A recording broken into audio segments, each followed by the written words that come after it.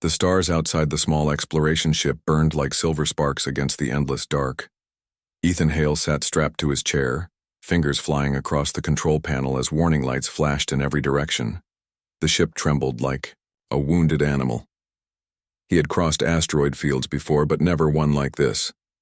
Rocks the size of mountains tumbled through the void, spinning in chaotic patterns. His sensors had picked up the storm too late.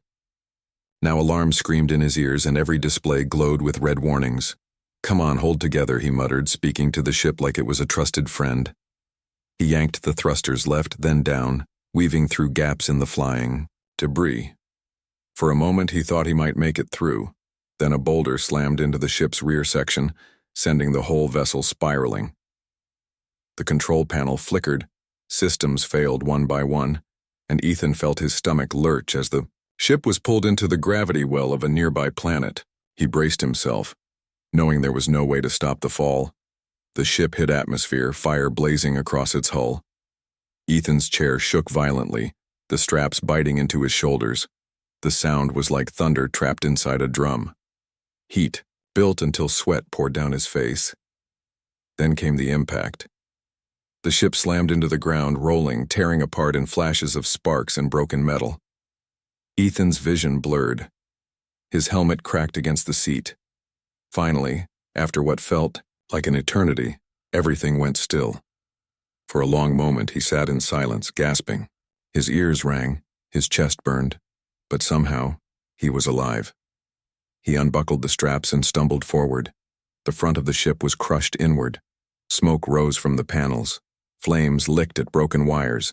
He grabbed the emergency pack and kicked at the half-jammed hatch.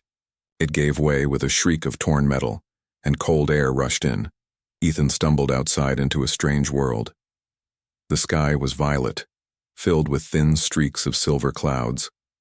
3 moons hung above, glowing pale against the darkening horizon. The ground was rough stone covered in moss that glowed faintly like embers. In the distance, jagged mountains rose like teeth, and beyond them storms flickered with green lightning. The air was thin but breathable. Ethan tested it carefully. First, with a sensor, then by pulling off his cracked helmet. His lungs filled with sharp, cold oxygen. It stung, but it kept him alive. The crash had destroyed his comms array. No signal would reach his fleet. He was stranded. He looked at the burning wreck behind him and shook his head. Not the first time humanity's been stranded, he told himself. We'll survive this too. But the night here was dangerous. Already, the wind carried howls and screeches from the distance. He needed shelter.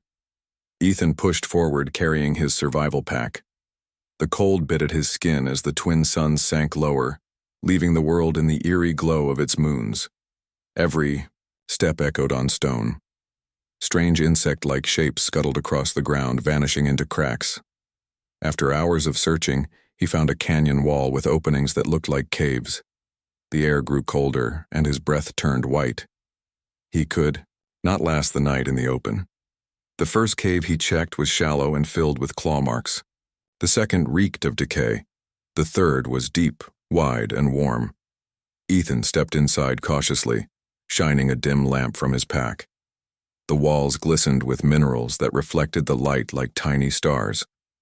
But what caught his attention was the floor. It wasn't just stone. Someone, or something, had arranged glowing plants into patterns like symbols drawn across the ground. The air was warmer here, almost comfortable. At the center lay a hollow of woven fibers, shaped like a nest. Ethan froze. He was not alone. The markings were deliberate. The nest was too carefully built. Intelligent life had been here. Maybe they still were. He gripped the survival knife from his belt and listened. The cave was quiet, save for the faint drip of water. Wanted to leave, but the bitter cold outside reminded him of his choices. Without shelter, he would freeze before dawn. He could risk staying here, or die in the open. He sighed, lowering the knife. If someone lives here, maybe they won't. Mind sharing, he whispered. He checked the nest. It was warm, unnaturally so, like it was heated from below. His body, exhausted from the crash, ached for rest. His clothes were torn, soaked, and barely offered protection. Removing them was dangerous, but keeping them on, wet and freezing, was worse. He stripped down, leaving the ruined cloth aside, and settled into the hollow. The warmth surprised him. It spread across his skin, sinking deep into his bones. For the first time since the crash, his body relaxed. Above, the glowing minerals shimmered softly like distant constellations. Ethan thought of Earth, of the stars he used to watch as a boy. His eyelids grew heavy. Sleep claimed him. He woke to a sound, a low, steady breathing. Not his own. Ethan's eyes shot open. The cave glowed faintly from the moss outside, and in that dim light he saw movement above him. A shadow loomed. Something large crouched over him, its eyes shining gold in the dark. Scales shimmered faintly along its skin, and markings glowed across its arms like liquid fire. The figure was tall, broad-shouldered, and clearly alive. Very alive. Ethan's heart pounded. He froze, not daring to move. The figure tilted its head, studying him. Its expression was unreadable but not hostile. A long breath escaped its chest, almost like a sigh of curiosity. He realized then that the nest was not abandoned. It belonged to her. The alien warrior had returned. Ethan lay frozen in the nest, his heart beating like a drum inside his chest. The figure above him did not move at first, only stared with those glowing golden eyes that seemed to cut through the dim light of the cave. Slowly, Ethan shifted, lifting, his hands in a gesture of peace. His voice came out rough and shaky. I don't mean harm. Just needed shelter. The alien warrior tilted her head, the faint glow of her markings pulsing softly as if they responded to her breathing. She was tall, much taller than Ethan. Her frame powerful yet graceful. Her skin was not smooth but covered in fine scales that shimmered faintly when she moved.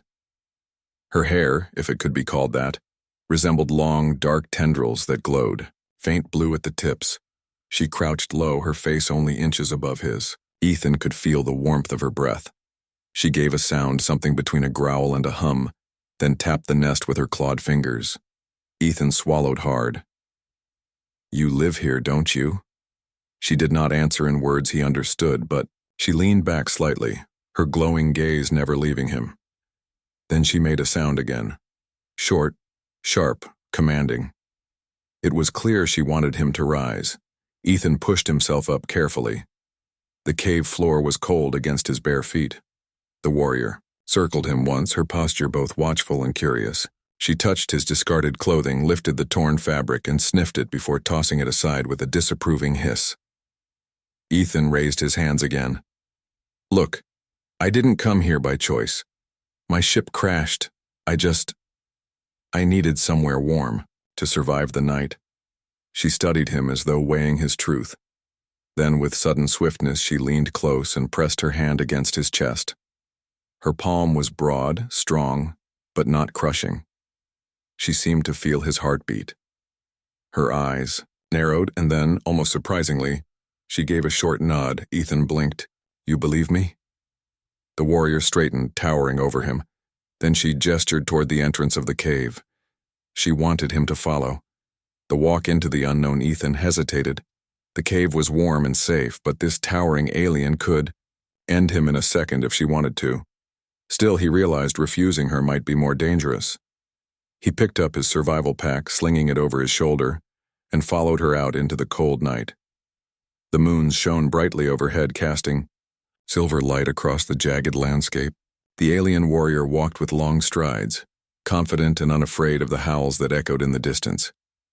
Ethan hurried to keep up, clutching his pack close. He noticed the way her glowing markings pulsed as she walked, almost like natural, lanterns guiding the path. Her scales caught the moonlight, making her appear both fierce and beautiful in a way Ethan had never seen before. After some time, they reached a rise overlooking a valley. Below, Ethan saw firelight, several flames burning in organized circles. Shapes moved around them, more of her kind. Ethan's throat tightened. A whole tribe. The warrior glanced back at him, then gestured downward. Her expression was unreadable, but her stance was firm. He was to come with her. Together, they descended into the valley.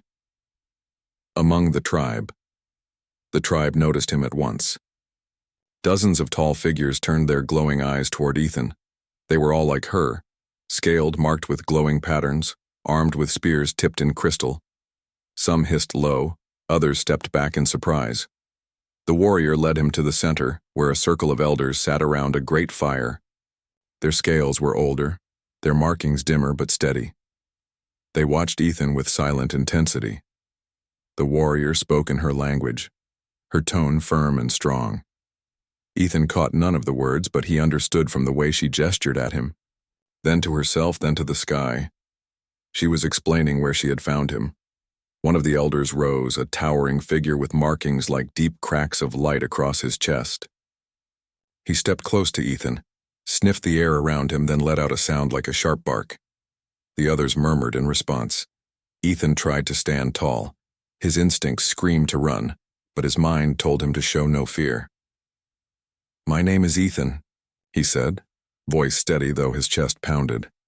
"I don't want trouble, just crashed here." The elder tilted his head, not understanding the words but perhaps recognizing the intent.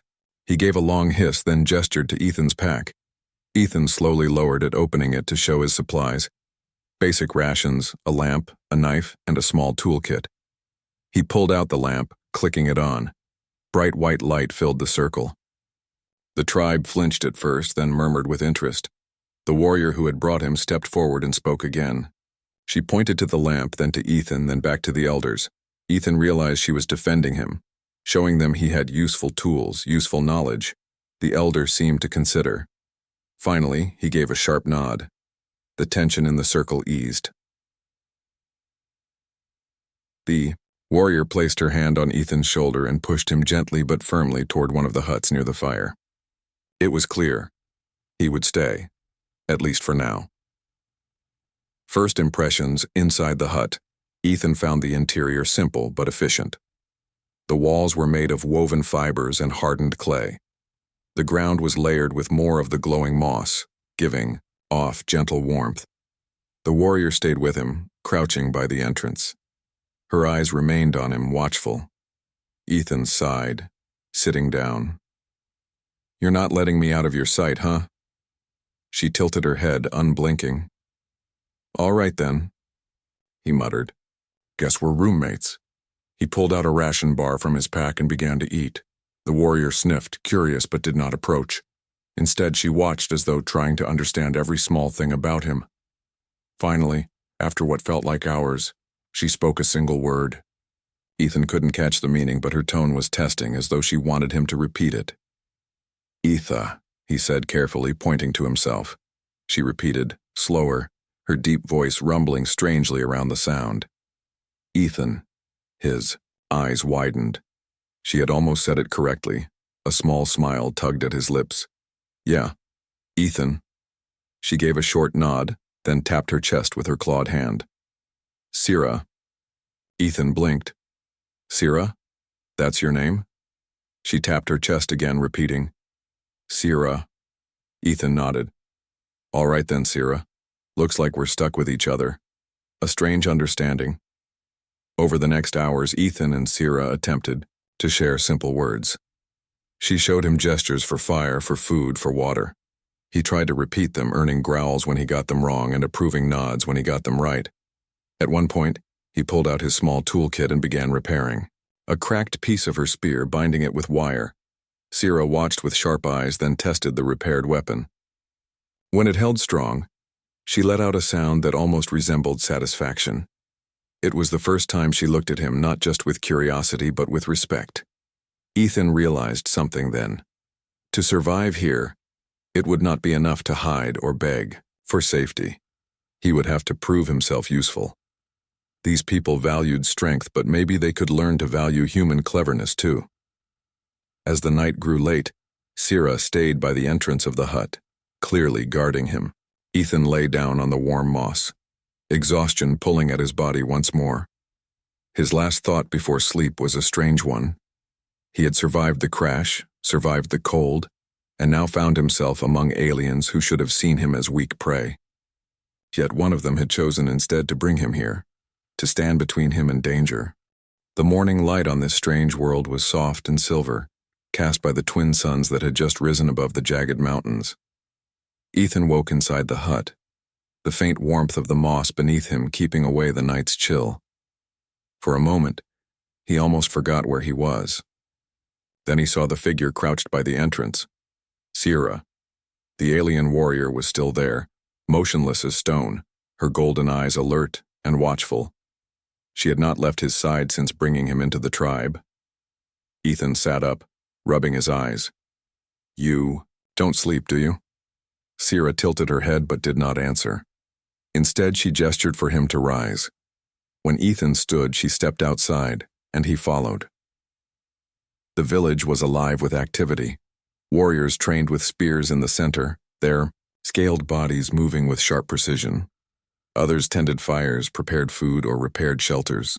Children ran among them, glowing markings faint but brightening with each laugh. And then the eyes turned to Ethan. Dozens of golden stares, some curious, some doubtful, some hostile.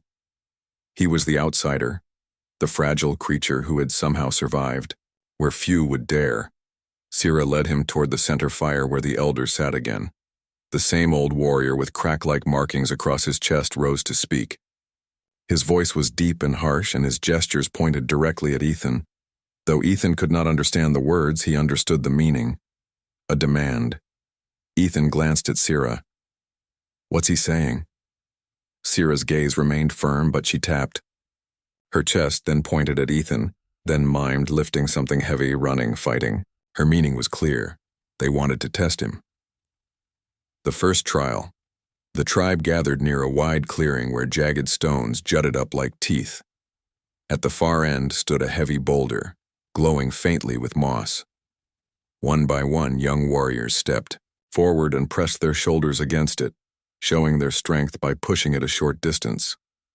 When it was Ethan's turn, laughter rippled through the crowd. He was smaller, thinner, and lacked their powerful muscles. Ethan placed his hands against the cold stone. He knew he could never match their raw strength, but he also knew humans had their own way.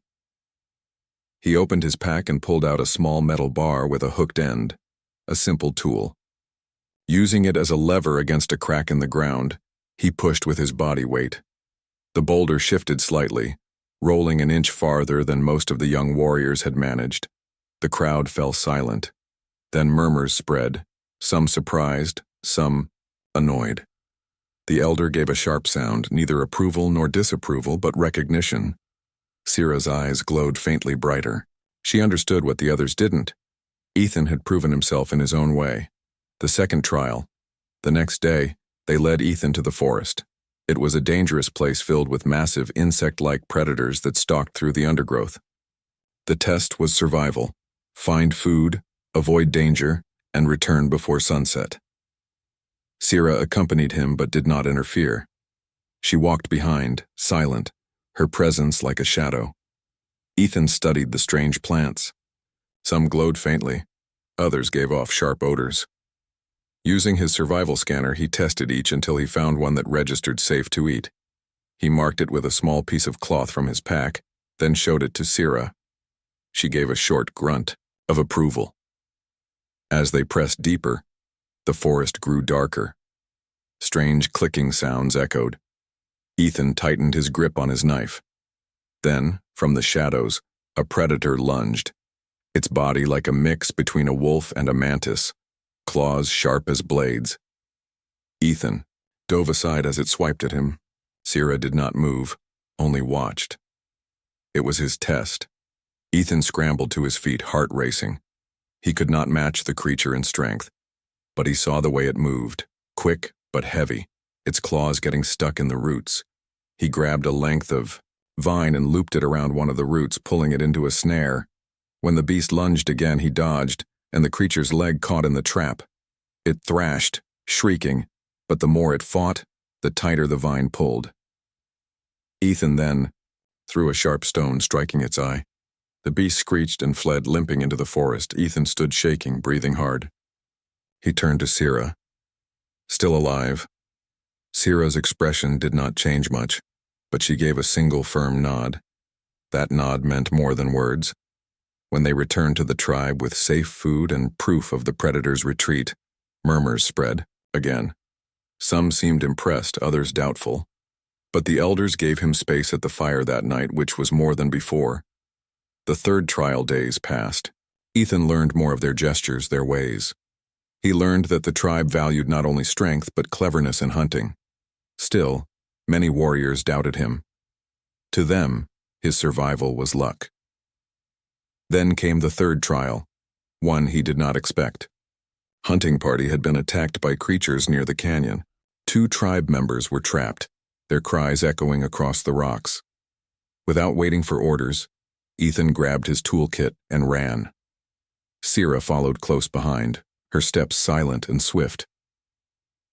At the canyon, Ethan saw the situation. The trapped tribe. Members were cornered by 2 massive beasts with armored hides and jaws like stone crushers. Warriors stood at a distance, spears ready, but the creatures' hides were too thick. A direct fight would cost lives. Ethan studied the terrain. The canyon walls were loose, filled with heavy rocks. An idea sparked. He scrambled up the side, ignoring the confused stares from below. From his pack, he pulled a coil of rope and tied it around a large boulder perched above the beasts. With effort and leverage, he managed to loosen it. "Down," he shouted, though they didn't understand. Still, his gestures made sense. The trapped tribe members dropped flat. Ethan shoved the boulder free. It tumbled down, crashing onto the creatures below. The beasts shrieked, one crushed, the other fleeing. The trapped warriors crawled out, alive. The tribe erupted in shouts, not of anger this time, but of triumph. Sira looked up at him with eyes glowing brighter than ever. Recognition. That night, the fire burned high. The rescued warriors spoke loudly, pointing at Ethan, miming the falling boulder. For the first time, laughter surrounded his name instead of scorn. The elder with the cracked markings rose and pointed to Ethan. He spoke in a deep voice, then tapped his forehead in a gesture of respect. Ethan did not understand the words, but he understood the meaning. He had been accepted. Not fully, not yet, but enough to be seen as more than a helpless outsider. Sira stepped beside him, her presence tall and strong. She tapped her chest. "Sira." Ethan smiled faintly, tapping his own chest. "Ethan," she nodded once firmly. Then she added a new word in her language, pointing at him. Her tone was not mocking, but solid, like a title. The tribe repeated it. Ethan didn't know what it meant, but he felt the weight of it. A name. A recognition. A bond. Forged. Later, when the fires dimmed and the tribe slept, Ethan sat outside the hut, staring at the glowing moss and the silver moons above. Sira sat beside him, silent but close. He spoke softly, even though he knew she could not understand. "You saved me when you could have left me to die. I don't know why. But I'll prove I'm worth the risk." Sira did not reply, but after a long pause, she tapped her spear against the ground and then against his boot, a gesture he was beginning to learn. It meant trust. For the first time since the crash, Ethan felt he was not alone. He had faced their trials not with brute strength, but with human cleverness. And though many still doubted him, he had begun to carve a place in their world. But deep inside, he knew this was only the beginning. The days that followed Ethan's third trial were different. The tribe no longer looked at him only with suspicion. Some still doubted, yes, but others began to greet him with small nods or short hisses of respect. The children sometimes ran, near him, curious about his tools.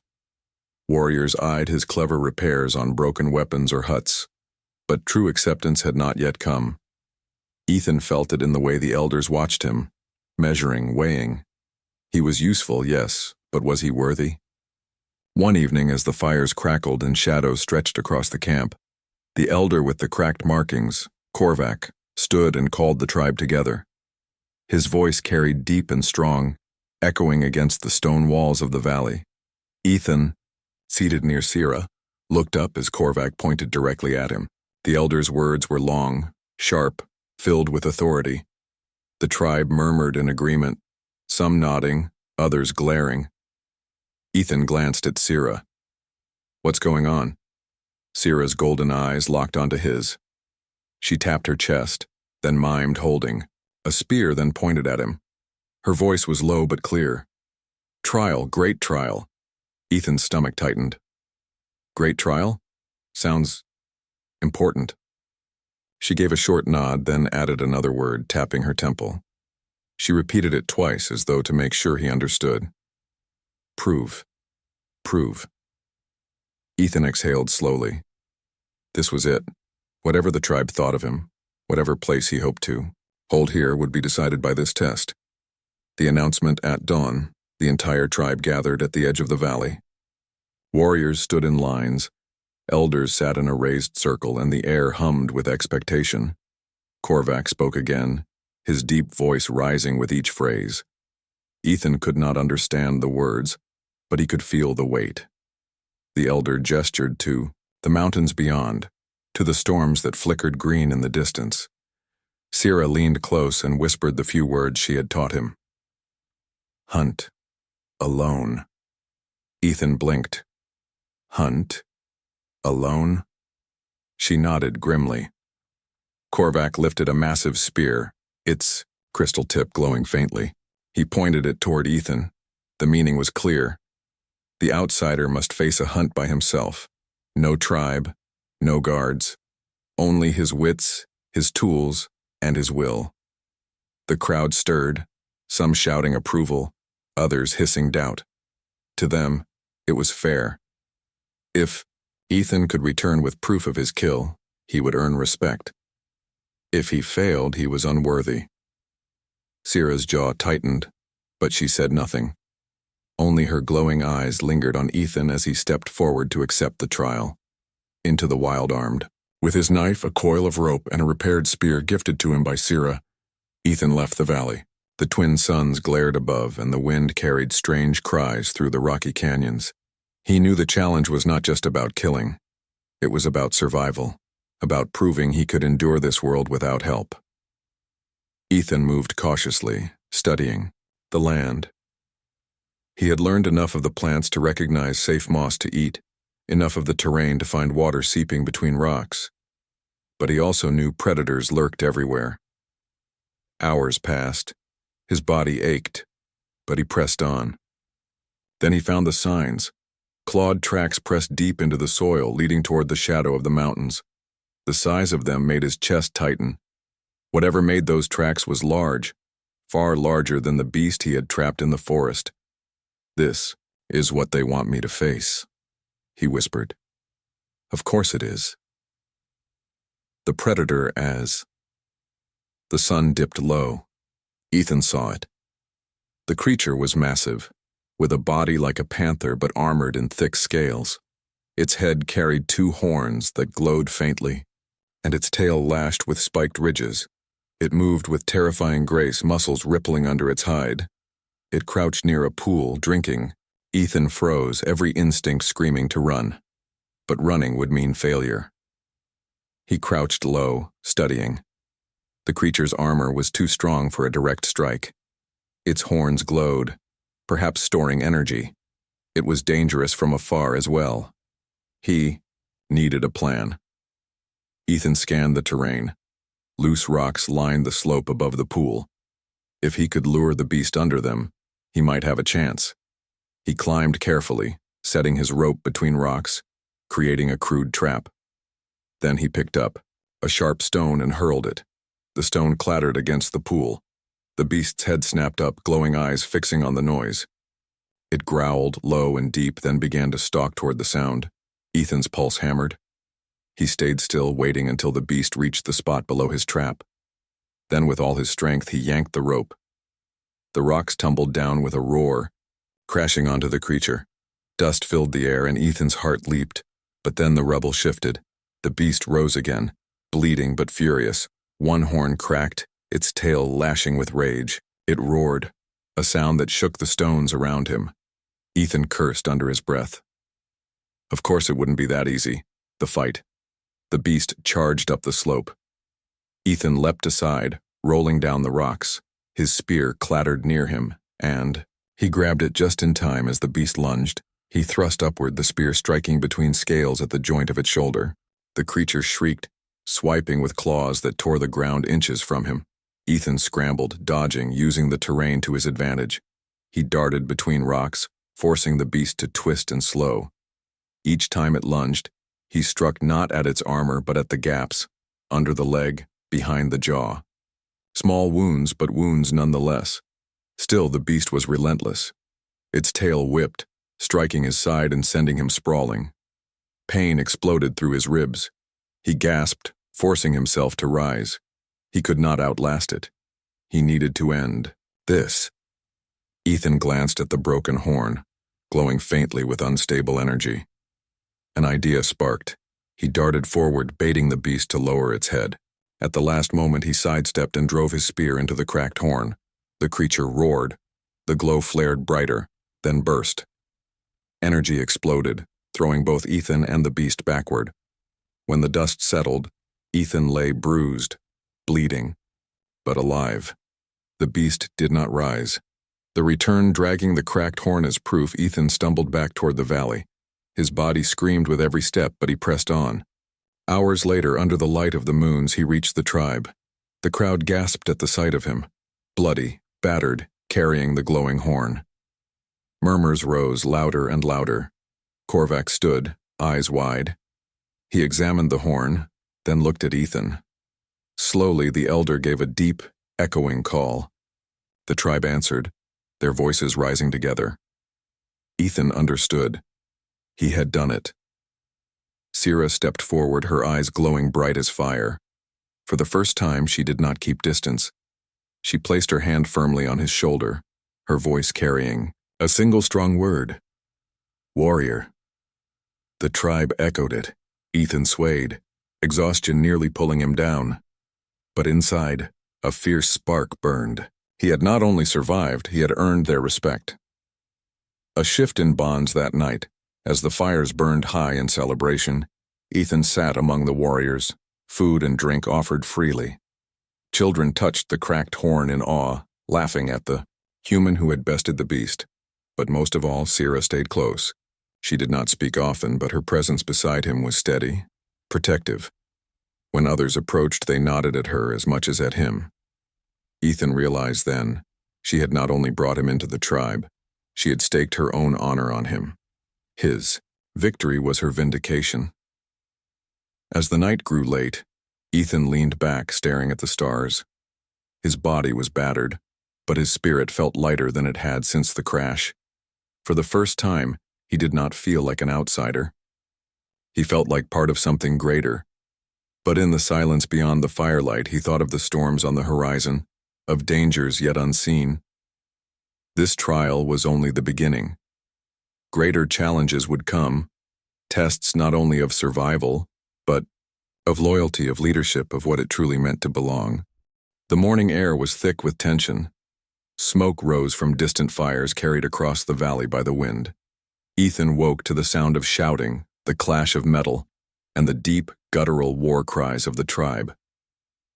Sira was already gone, moving with fierce purpose among the warriors. Her markings glowed brighter than usual, signaling urgency and authority. Ethan scrambled to his feet, grabbing his repaired spear and toolkit. His body ached from the previous trials, but he did not hesitate. Korvac, the elder with cracked markings, stood atop a rise, signaling the warriors to gather. He pointed toward the horizon where the enemy clan's tents had appeared, dark shapes against the rocky slopes. This was the final test, the one that would decide Ethan's place among them. Sira approached him, placing a hand firmly on his shoulder. Her golden eyes met his, conveying a single thought. Trust yourself. Ethan nodded, swallowing the fear in his throat. This was no longer about survival alone. It was about leadership, strategy, and protecting those who had accepted him. The enemy approaches. The rival clan was fierce and fast. Their warriors were larger, heavily armored, and armed with jagged weapons unlike any Ethan had seen. The tribe's scouts had reported their numbers to be double that of the valley's defenders. Ethan studied the layout. He noticed natural choke points between rocks and narrow paths leading to the enemy camp. Unlike the tribe, humans did not rely solely on strength. We relied on cunning, on planning, on using the land itself. He moved quickly among the warriors, whispering gestures he had learned from Sira, signals for direction, traps, and ambushes. At first they looked confused, but when he pointed to natural pitfalls and safe vantage points, they followed. Korvac raised a hand. The horn sounded. The tribe held position. Silence fell, broken only by the wind and the distant cries of the approaching clan. Ethan's heart pounded, but his mind worked faster than ever. He laid out his plan. Use the terrain to divide the enemy, force them into narrow passes where their numbers counted for less, and strike with precision. Sira stayed, by his side, moving among the warriors, ensuring his instructions were carried out. The first clash, the enemy hit the valley with a roar. Warriors met them at the first pass. Ethan observed from a higher rock, signaling where to push, when to retreat, and where to lure the enemy. He had set traps along the path, camouflaged pits, loose boulders balanced for collapse, and ropes to trip heavy soldiers. As the enemy surged forward, the traps worked perfectly. Several fell into pits, some were blocked by collapsing rocks, and confusion spread. The warriors, initially hesitant, gained confidence. They followed Ethan's signals, moving as one. Sira led a group, taking out attackers who tried to flank. Her eyes glowed with battle focus, but she looked back at Ethan often, silently encouraging him. It was a dance of strategy and timing. Ethan did not fight recklessly. He guided, he planned, and when he struck, it was precise and deadly. Turning, the tide hours passed. Sweat ran down Ethan's face, his muscles burned, his wounds from the previous trial ached. Yet he pressed on, shouting gestures and tapping signals he had learned to communicate to the tribe. The enemy clan began to falter. Their numbers were great, but they were disorganized in the narrow passes. Ethan had used the terrain to his advantage, turning raw strength into a liability for them.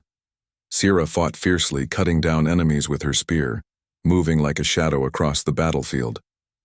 She had trained the warriors well, but it was Ethan's strategy that was guiding the entire tribe now. At one point, a group of enemy warriors broke through a side path and rushed toward the Elder Council. Ethan saw them and reacted instantly. He grabbed a coil of rope, swinging it to entangle the led attackers. The makeshift trap slowed their advance, giving the warriors just enough time to surround and push them back. Korvac watched with wide eyes. His earlier skepticism of the humans' abilities began to fade as he saw the tribe survive, even thrive under Ethan's direction. Victory, as the sun began to set, the enemy clan's forces finally began to retreat. Their leader, a massive figure, with glowing red markings, gave a loud, frustrated roar, signaling withdrawal. Ethan let the warriors chase only a short distance before signaling them to stop. The valley was theirs. The tribe had won, not only because of their strength, but because of human ingenuity. The fires were lit again, this time in celebration rather than preparation for battle. Warriors cheered, some raising Ethan on their shoulders. Children laughed, running around him. Even the elders came forward, Korvac standing tall, his cracked markings catching the firelight. Ethan's chest swelled with relief and pride, but his gaze immediately found Sira. She stood at the edge of the crowd, her eyes glowing with approval and something softer.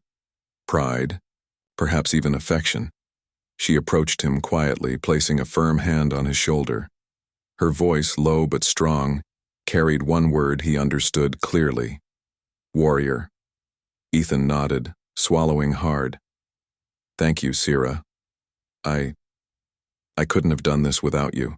She tapped her chest, then his, then pointed toward the tribe, signaling inclusion, trust, and bond. Ethan realized the weight of the gesture. He was no longer just a human outsider. He was part of their world, recognized not just for survival, but for leadership, courage, and intellect. The celebration. That night, the tribe celebrated their victory. Food was shared freely. Music, strange yet beautiful, rose in the valley. Warriors danced, marking their glowing scales with patterns of firelight. Ethan sat near Sira, eating and laughing with those who had doubted him only days ago. Children crowded around, asking about the traps he had made, the beast he had faced in the mountains, and the plans he had used in the battle. Korvac approached, his expression serious but respectful. He pointed at Ethan, tapped his chest, then at his own head. The gesture meant recognition of wisdom, courage, and place in the tribe. Ethan returned the gesture, bowing slightly. Sira watched him, her eyes glowing softer now. She gestured for him to follow her to the high rocks above the village. The bond sealed on. The rocks, overlooking the glowing valley below, Sira finally spoke a series of words Ethan could almost understand. She pointed at him, then to herself, then to the tribe. Together, she said, or at least that was what Ethan understood it to mean. He smiled, tapping his chest, and then hers in return. It was a gesture of trust, of bond, and acceptance. "You saved them," she said with a nod. "You belong here." Ethan exhaled, relief and pride flooding him. I do. Thanks to you, Sira. And all of them." She only nodded again, her eyes glowing as the twin moons rose high.